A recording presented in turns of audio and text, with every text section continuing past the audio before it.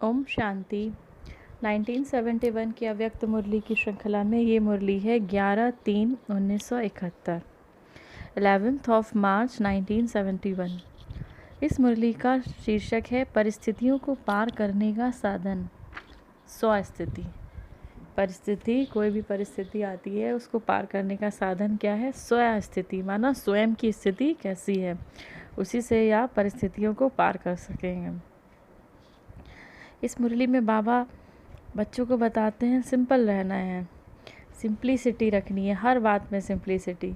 Simplicity माना सादगी में, निर्क्रोधी बनना है, निरअहंकारी बनना है। बाबा बोलते हैं हर बात में सिंप्लिसिटी रखनी है, देह से न्यारे होने की प्रैक्टिस करनी है।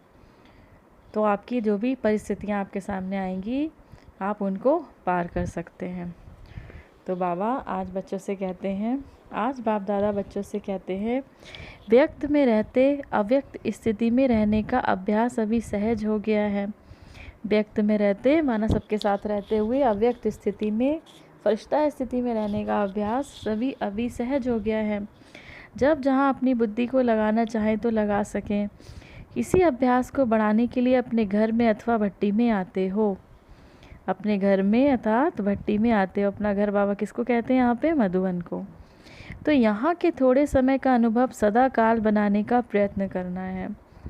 जैसे यहाँ भट्टी व मधुवन में चलते फिरते अपने को अव्यक्त फरिश्ता समझते हो, वैसे कर्म क्षेत्र व सर्विस भूमि पर भी ये अभ्यास अपने साथ ही रखना है।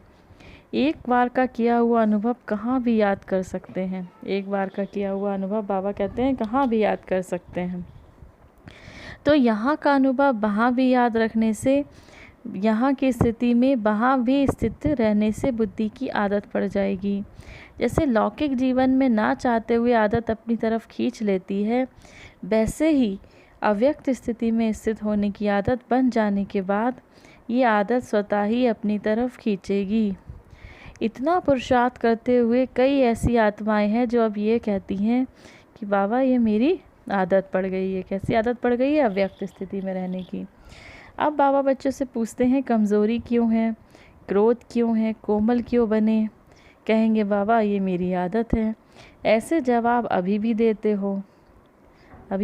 हो, तो ऐसे ही ये स्थिति व अभ्यास की भी आदत बन जाए। जैसे कहते हो ना हमारी आदत है क्रोध करने की, हम कोमल हो गए हैं, हम कमज़ोर हो गए हैं, तो बाबा कहते हैं ऐसे ही आदत डाल लो किस चीज़ की? अव्यक्त स्थिति में रहने की। तो फिर ना चाहते हुए भी अव्यक्त स्थिति की आदत अपनी तरफ आकर्षित करेगी। ये आदत आपको अदालत में जाने से बचाएगी, समझा? जब बुरी आदत अपना सकते हो तो क्या ये आदत नहीं डाल सकते हो?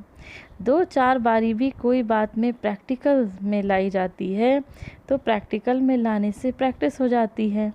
यहाँ इस भट्टी में अथवा मधुवन में इस अभ्यास की प्रैक्टिकल में लाते हो ना। जब मधुवन जाते हैं तो सब प्रैक्टिकल में लाते हैं व्यक्त रहने का। तो बाबा कहते हैं यहाँ पे मधुवन में जब आते हो तो प्रैक्टिकल में लाते हो अव्यक्त रहने के लिए। जब यहाँ प्रैक्टिकल में लाते हो और प्रैक्टिस हो जाती है तो फिर प्रैक्टिस हुई चीज़ क्या बन जानी चाहिए? नेचुरल और नेचर बन जानी चाहिए। बाबा कहते हैं जब तुम अव्यक्त स्थिति में रहने की मधुबन जाते हो या सेंटर जाते हो तो फिर प्रैक्टिस करते हो, तो बाबा कहते हैं फिर ये नेचुरल हो जाना चाहिए, नेचर बन जाना चाहिए, माना आपके नेचर में आ जाना चाहिए। कहते हो बाबा आदत में आ जाना चाहिए, जैसे और चीज़ों की आदत है वैसे ये भी आदत में आ जाना चाहिए। ये स्थिति जब नेचर बन जाएगी तो फिर क्या होगा? नेचुरल कैलेमिटीज़ हो जाएंगी। बाबा कहते हैं नेचुरल कैलेमिटीज़ हो जाएंगी। आपकी नेचर ना बनने के कारण ये नेचुरल कैलेमिटीज़ रुकी हुई हैं। बाबा कहते हैं नेचुरल कैलेमिटीज़ माना ये जो प्रकृति के, नेचुरल कैलेमिटीज़ माना इसको आप कह सकते हैं प्रकृति का जो कहर होगा, प्रहार होगा, नेचुरल कैलेमिटीज़ होती हैं। जब आप प्रकृति चारों तरफ से कहर बरसाएगी, बारिश अधिक होगी, बाढ़ आ जाएगी, ये सब क्या है? नेचुरल कैलेमिटीज़ हैं। तो बाबा कहते हैं अभी आपकी नेचर ना बन, क्योंकि अभी आप अव्यक्त स्थिति में नहीं हैं, इसीलिए ये नेचुरल कैलेमिटीज़ रुकी हुई हैं। क्योंकि अगर सामना करने वाले अपनी स्वस्थिति से उन परिस्थितियों को पार नहीं कर सकेंगे तो फिर वह परिस्थितियाँ आएंगी कैसे? सामना करने वाले अभी तैयार नहीं हैं, इसीलिए पर्दा खुलने में देरी पड़ रही है। अभी तक इन पुरानी आदतों से, पुराने संस्कारों से, पुरानी बातों से, पुरानी दुनिया से, पुराने देह के संबंधियों से वैराग्य नहीं हुआ है।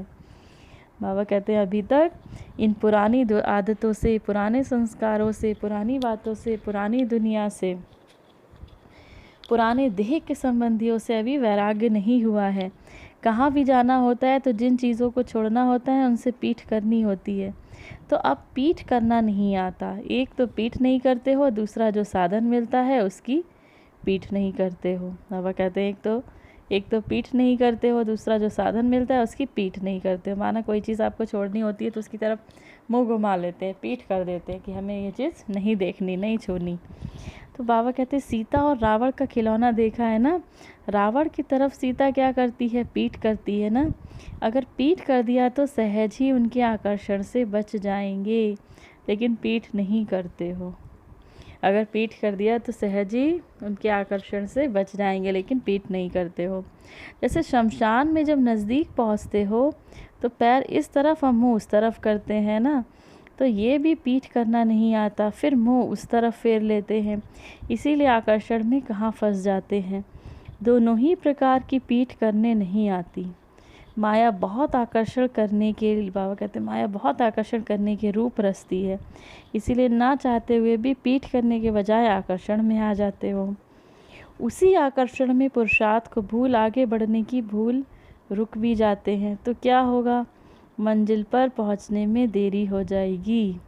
फिर क्या होगा, जब आप पीठ नहीं करना आता, बाबा कहते हैं आपको, बाबा ने कहा मोड़ना नहीं आता। बाबा ने कहा ना संस्कार, पुराने संस्कारों को मोड़ना है, कर्म बंधनों को तोड़ना है, और जोड़ना किससे है, एक सिर्फ बाबा से प्रीत जोड़नी है। तो बाबा कहते हैं आपको पीठ फिर मंजिल में पहुंचने में देर हो जाएगी। उस समय कुमारों की भट्टी चल रही थी, तो बाबा कुमारों से कहते हैं कुमारों की भट्टी है ना, तो कुमारों को ये खिलौना सामने रखना चाहिए। माया की तरफ मुँह कर लेते हैं। माया की तरफ मुँह करने से जो परीक्षाएं माया की तरफ से आती हैं उसका सामना नहीं कर सकते। अगर उस तरफ मुँह ना करो तो माया की परिस्थितियों को मुँह दे सको, अर्थात सामना कर सको। समझा। बाबा कहते हैं उस तरफ मुँह करके बैठते हो, माया की तरफ पीठ नहीं दिखाते हो, इसीलिए माया में फंस जाते हो, उसका सामना नहीं कर सकते हो। कुमारों को सदा प्योर और सतोगुणी रहने का यादगार कौन सा है मालूम है? मालूम है, सनंत कुमार। उन्हों की विशेषता क्या दिखाते हैं? बाबा कहते हैं कुमारों को सदा प्योर और सतोगुणी रहने का यादगार कौन सा है? सनंत कुमार। उन्हों को सदैव छोटा कुमार ही रूप में ही दिखाते हैं। कहते हैं उन्हों के सदैव 5 वर्ष की आयु रहती थी। ये प्योरिटी का गायन है। जैसे 5 वर्ष का छोटा बच्चा बिल्कुल प्योर रहता है ना, संबंधों के आकर्षणों से दूर, भल कितना भी लौकिक परिवार हो, लेकिन स्थिति ऐसी हो जैसे छोटा बच्चा प्योर होता है, वैसे ही प्योरिटी का ये यादगार है। कुमार अर्थात पवित्र अवस्था, उसमें भी सिर्फ एक नहीं संगठन दिखलाया है, दृष्टांत में थोड़े ही दिखाए जाते हैं। तो ये आप लोगों का संगठन प्योरिटी का यादगार है। ऐसी प्योरिटी होती है जिसमें अपवित्रता का संकल्प अनुभव ही नहीं हो। ऐसी स्थिति यादगार समान बनाकर जानी है। भट्टी में इसीलिए आए हो ना, बिल्कुल इस दुनिया की बातों से संबंध से न्यारे बनेंगे, तब दैवी परिवार के, बाप दादा के और सारी दुनिया के प्यारे बनेंगे। बाबा कहते जब इस दुनिया की बातों से संबंध से न्यारे बनेंगे, तब दैवी परिवार, बाप दादा के, सारी दुनिया के प्यारे बनेंगे। वैसे भी कोई संबंधियों से जब न्यारे हो जाते हैं, लौकिक रीति भी अलग हो जाते हैं, तो न्यारे होने के बाद ज़्यादा प्यारे होते हैं। और अगर उन्हों के साथ रहते हैं, उनके संबंध के लगाव होते हैं, तो इतने प्यारे नहीं होते। ये हुआ लौकिक। लेकिन यहाँ न्यारा बनना है ज्ञान सहित। यहाँ पे न्यारा बनना है ज्ञान सहित। सिर्फ बाहर से न्यारा नहीं बनना है, मन का लगाव ना हो। ऐसा नहीं बाहर से लगता है हम न्यारे हैं सबसे, लेकिन मन से भी लगाव ना हो। जितना जितना न्यारा बनेंगे उतना उतना प्यारा अवश्य बनेंगे। जब अपनी देह से भी न्यारे हो जाते हो तो वह न्यारेपन की अवस्था अपने आप को भी प्यारी लगती है। ऐसा अनुभव कब किया है? जब अपनी न्यारेपन की अवस्था अपने को भी प्यारी लगती है तो लगाव से न्यारी अवस्था प्यारी नहीं लगेगी। जिस दिन देह में लगाव होता है, न्यारापन नहीं होता, तो अपने आप को भी प्यारे नहीं लगते हो, परेशान होते हो। ऐसे ही बाहर के लगाव से अगर न्यारे नहीं होते तो प्यारे बनने की बजाय परेशान होते हो। बाबा कहते हैं अगर बाहर के लगाव से न्यारे नहीं होते तो बाहर की बजाय, बाबा कहते हैं, तो फिर क्या होता है, प्यारा बनने के बजाय परेशान होने लगते हो। ये अनुभव तो सभी को होगा, सिर्फ ऐसे ऐसे अनुभव सदाकाल नहीं बना सकते हो। ऐसा कोई है जिसने इस न्यारे और प्यारेपन का अनुभव नहीं किया हो? अपने को योगी कहलाते हो, जब अपने को सहज राजयोगी कहलाते हो तो ये अनुभव नहीं किया?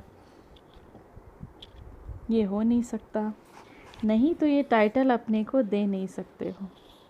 योगी अर्थात योग्यता है, योगी अर्थात योग्यता है, तब योगी हैं। या नहीं तो फिर अपने परिचय में शब्द नहीं कह सकते कि हम सहज योग की पढ़ाई के स्टूडेंट हैं। स्टूडेंट तो हो ना, स्टूडेंट की पढ़ाई का अनुभव ना हो, ये हो नहीं सकता। हाँ, ये ज़रूर है कि इस अनुभव को कहाँ तक सदाकाल बना सकते हो व अल्पकाल का अनुभव कर सकते हो, ये फ़र्क हो जाता है। लेकिन जो पुराने स्टूडेंट्स हैं उन्हों का अनुभव अल्पकाल नहीं होना चाहिए। अगर बाबा कहते जो पुराने स्टूडेंट हैं, अब बाबा कहते ये ज़रूर इस अनुभव को कहाँ तक सदा काल के लिए बना सकते हो। योगी की अवस्था, आप अपने आप को योगी कहते हो, बाबा कहते हैं राजयोगी की अवस्था ऐसा ना हो थोड़े समय के लिए हो, अल्प काल के लिए, उसको आप सदा काल के लिए बनाओ। तो बाबा कहते कहाँ तक सदा काल बना सकते हो, अल्प काल का अनुभव करते हो, ये फ़र्क हो जाता है। लेकिन जो पुराने स्टूडेंट्स हैं, जो पुराने बाबा के बच्चे हैं, उन्हों को अनुभव अल्पकाल का नहीं होना चाहिए। अगर अब तक अल्पकाल का माना थोड़े समय का अनुभव है तो फिर क्या होगा, संगम युग का वर्षा और भविष्य का वर्षा दोनों ही थोड़े समय का प्राप्त होगा। बाबा कहते हैं अभी भी अगर अल्पकाल का अनुभव है, माना थोड़े समय का योगी का अनुभव है, तो फिर संगम युग में का वर्षा और भविष्य का वर्षा, भविष्य माना सतयुग का वर्षा ही थोड़े समय के लिए प्राप्त होगा। समझा? जो पूरा समय वर्षा प्राप्त करने का है वह नहीं कर सकेंगे, अल्प समय करेंगे, तो इसी में संतुष्ट हो क्या? आज कुमारों की भट्टी का आरंभ है ना, भट्टी का आरंभ अर्थात पकने का आरंभ। कोई स्वाहा होगा, कोई भट्टी में पकेगा, कोई प्योरिटी का दृढ़ संकल्प करेगा। यहाँ तो करने के लिए आए हो ना, अब देखना है जो कहे वो किया।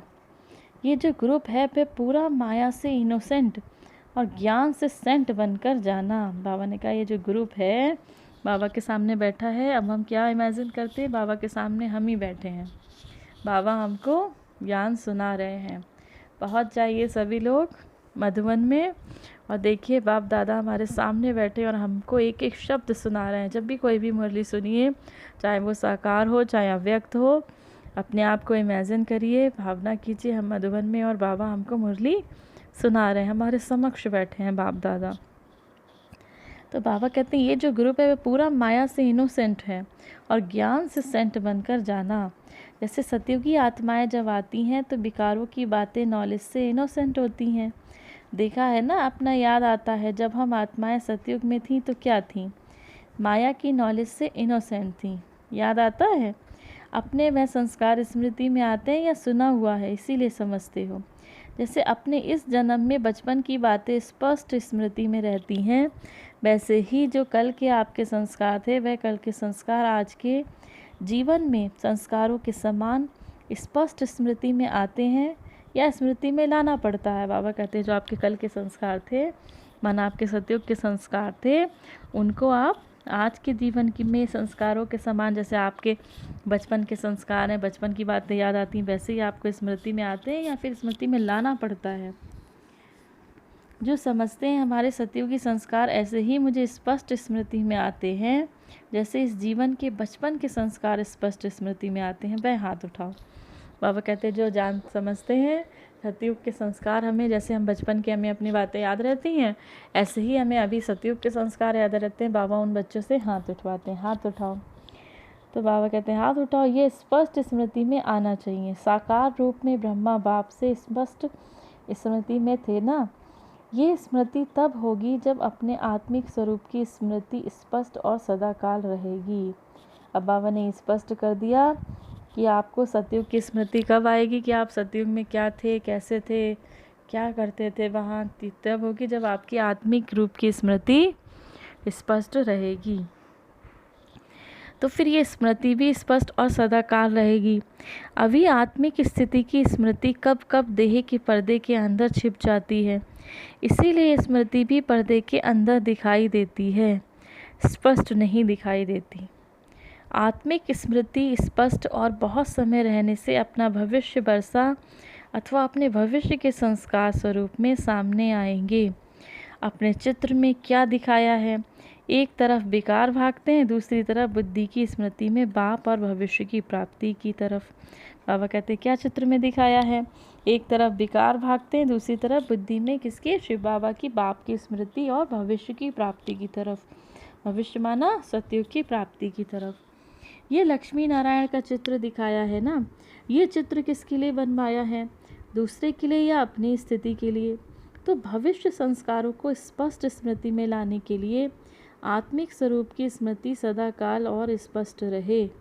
जैसे ये देह स्पष्ट दिखाई देती है, वैसे अपनी आत्मा का स्पष्ट रूप दिखाई दे, अर्थात अनुभव में आए। तो अब कुमारों को क्या करना है, सेंट भी बनना है, इनोसेंट भी बनना है। सहज पढ़ाई है ना, 2 शब्दों में आपका पूरा कोर्स हो जाएगा। ये छाप लगाकर जाना। कमज़ोरी, परेशानी आदि इन बातों से बिल्कुल इनोसेंट। कमज़ोरी, परेशानी आदि इन शब्दों से बिल्कुल इनोसेंट। कमज़ोरी शब्द भी समाप्त करना है। इस ग्रुप का नाम कौन सा है, बाबा कहते हैं इस ग्रुप का नाम कौन सा है, सिंप्लिसिटी और प्योरिटी में रहने वाला ग्रुप, सादगी में और पवित्रता में रहने वाला ग्रुप। जो सिंपल होता है, जो सादगी में होता है, वह बहुत ब्यूटीफुल होता है। सिंप्लिसिटी सिर्फ ड्रेस की नहीं, सिंप्लिसिटी सिर्फ ड्रेस की नहीं कि वाइट ड्रेस पहनी आपने, सफ़ेद कपड़े पहने। सिंप्लिसिटी बाबा कहते हैं सब बातों में। निरहंकारी बनना, अहंकार नहीं होना है, अथवा सिंपल बनना। निर्क्रोधी बनना, क्रोध ना है, अर्थात सिंपल। निर्लोभी, किसी बात का लोभ ना हो, सिंपल। ये सिंप्लिसिटी प्योरिटी का साधन है। अच्छा, बाबा कहते हैं अब क्या स्लोगन याद रखेंगे, कुमार जो चाहें सो कर सकते हैं, तो जो भी बातें कहो वो पहले करेंगे, दिखाएंगे, फिर कहेंगे। पहले करेंगे, दिखाएंगे, फिर कहेंगे। पहले कहेंगे नहीं, पहले करेंगे, दिखाएंगे, फिर कहेंगे। ये स्लोगन याद रखना है, पहले कहेंगे, करेंगे, दिखाएंगे, फिर कहेंगे। अच्छा, ये थी हमारे बाबा की 11/3/1971 की बहुत सुंदर मुरली। इसमें बाबा ने हम सभी बच्चों को बताया है कैसे माया से आप दूर रह सकते हैं, किस तरह से आपकी स्थिति अच्छी होगी। तो बाबा ने कहा अपनी स्थिति को और मजबूत बनाना है, कमज़ोरी के सारे शब्द निकाल देने हैं। अभी तक कमज़ोरी के शब्द, क्रोध आता है, ये सब आदतों को निकाल कर, अब जैसे ये सब आदतें हैं, बाबा कहते हैं आप कहते हो ना कि ये हमारी नेचर है, ये वह, तो अपनी नेचर बनानी है। कैसी नेचर बनानी है, अव्यक्त स्थिति बनाने की नेचर बना लेनी है। तो बाबा कहते हैं तो फिर नेचुरल कैलामिटीज़ होंगी। प्रकृति भी तैयार है, बाबा कहते हैं प्रकृति भी कहती है बाबा कब हम छेड़ें तबाही, लेकिन बाबा कहते हैं अभी हमारे बच्चे तैयार नहीं हैं। तो बाबा कहते हैं फिर नेचुरल कैलामिटीज़ होना शुरू होंगी। नेचुरल कैलामिटीज़ कैसे होती हैं, तूफ़ान आएंगे, बाढ़ आएगी, चारों तरफ से बहुत बारिश होगी, बहुत गर्मी होगी, बहुत सर्दी होगी, ये सब क्या है, नेचुरल कैलामिटीज़ होंगी। तो बाबा कहते हैं जब आपकी स्थिति अच्छी हो जाएगी, जब आप अव्यक्त स्थिति में स्थित हो जाओगे, अब फिर नेचुरल कैलामिटीज़ भी आएंगी। अभी वो सब रुकी हुई हैं। पुरानी आदतों को छोड़ना है। बाबा कहते हैं अभी भी पुरानी आदत, पुराने संस्कार, पुराने देह, दुनिया से, पुराने देह के संबंधी उससे वैराग्य नहीं हुआ है, तो अभी भी इन सब चीज़ों से पीठ नहीं करते हो। तो बाबा कहते पीठ नहीं करते हो तो फिर माया आ जाती है।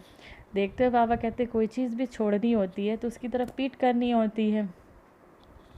बाबा कहते हैं जब कोई चीज़ छोड़नी होती है, किसी चीज़ से दूर होना होता है, उसकी तरफ पीठ कर लेते हैं। तो अभी क्या होता है, माया के सामने क्या करते हो, माया के सामने पीठ नहीं करते हो, मुँह कर लेते हो, उससे माया का सामना नहीं कर पाते हो। तो माया से पीठ कर लेनी है, बाबा ने कहा है। कुमारों को बाबा समझा रहे हैं माया से पीठ कर लेनी है। बाबा ने कहा कुमार अर्थात पवित्र अवस्था। अब बाबा कहते अब न्यारे होना है तुम्हें इस दुनिया से, इस दुनिया की बातों से, संबंध से जितने न्यारे बनेंगे उतने दैवी परिवार में प्यारे बनेंगे। जितने न्यारे बनेंगे, सिर्फ दुनिया के संबंधों से, रिश्ते से, नातों से, देह के पदार्थों से न्यारे बनेंगे। तो बाबा ने कहा सिर्फ ऊपर से नहीं न्यारे बनना है, मन से न्यारा बनना है। तो जितना न्यारा बनेंगे उतने उतने प्यारे बनेंगे। तो अभी न्यारे नहीं बने हो, इसीलिए प्यारे नहीं बने हो। फिर बाबा कहते हैं अब अपनी योगी अवस्था कितनी है चेक करो, सदा काल के लिए है या अल्प काल के लिए है। तो जो पुराने स्टूडेंट्स हैं, जो पुराने बाबा के बच्चे हैं, वो भी अभी कहते हैं बाबा थोड़े समय के लिए हमारी अव्यक्त स्थिति रहती है। तो बाबा ने कहा चेक करो। तो फिर क्या होगा, सतयुग में भी आपकी अल्पकाल की अवस्था रहेगी। इसीलिए अब सदा काल के लिए अपनी अव्यक्त स्थिति को बनाओ, योगी स्थिति को बनाओ। दूसरी बाबा बात क्या कहते हैं कि जैसे आपके जो सतयुग के संस्कार हैं, बाबा सतयुग की संस्कार की बात कर रहे हैं, सतयुग की बातें आपको याद रहती हैं। जैसे आपको बचपन की अपने सारी चीज़ें याद रहती हैं, बचपन में ऐसे थे, हम ऐसे करते थे, ऐसे ही सतयुग की बातें स्पष्ट स्मृति में रहती हैं। स्पष्ट स्मृति में क्यों नहीं रहती हैं, बाबा कहते हैं इसका एक कारण है, क्योंकि जब आपकी आत्मिक स्वरूप की स्मृति स्पष्ट होगी सदाकाल के लिए, तभी आपकी ये स्मृति भी, माना ये याद भी स्पष्ट रहेगी कि हम सतयुग में क्या थे, कैसे थे, वहाँ क्या था, कैसे होता था, ये सब याद रहेगी। लास्ट में बाबा बच्चों से कहते हैं इस ग्रुप का नाम ही है सिंपलिसिटी और प्योरिटी। सिंपल बनना है, जो जितना सिंपल होता है, जितना सादगी में होता है, उतना सुंदर होता है। सिंपलिसिटी बाबा ने कहा सिर्फ ड्रेस की नहीं, निरहंकारी बनना है, निर्लोभी बनना है, निर्क्रोधी बनना है। और एक स्लोगन याद रखना है, पहले करेंगे दिखाएंगे फिर कहेंगे। पहले करेंगे दिखाएंगे फिर कहेंगे। ये थी हमारे बाबा की बहुत सुंदर मुरली। आप सभी बाबा के बच्चों को बाबा की तरफ से याद, प्यार और नमस्ते। हमारे मीठे मीठे प्यारे प्यारे बाप दादा को हम सभी बच्चों की तरफ से याद, प्यार और नमस्ते। ओम शांति। आप सभी से अनुरोध करती हूँ जो भी मुरली आप सुने शेयर करें, ताकि बाबा की जो अव्यक्त मुरली 1100 मुरली है वो हम सभी बाबा के बच्चों तक पहुँचा सकें। ओम शांति, ओम शांति, ओम शांति।